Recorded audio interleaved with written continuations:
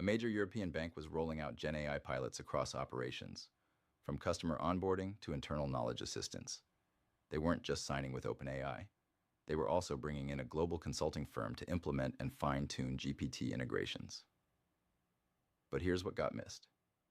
The consulting SOW bundled in AI model tuning, enterprise data exposure, and vague reuse rights, all without proper IP safeguards. Plus, the scope and costs were bloated.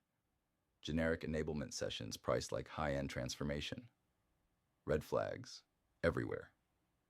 That's when Redress Compliance got called in. We redlined the entire OpenAI consulting engagement, from partner SOWs to underlying platform terms. We inserted strong IP boundaries, no upstream data reuse, clear limits on LLM training rights, and contractual protections for proprietary prompts and business logic. We cut redundant hours.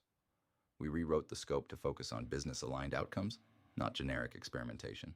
And we negotiated down the overall engagement cost by 40%. The result? The bank kept full ownership of its GenAI inputs and outputs. They avoided consulting bloat, and they now have tight, defensible language across all OpenAI-related contracts. If you're signing anything with GPT on the cover, don't just look at pricing. Look at what's behind it.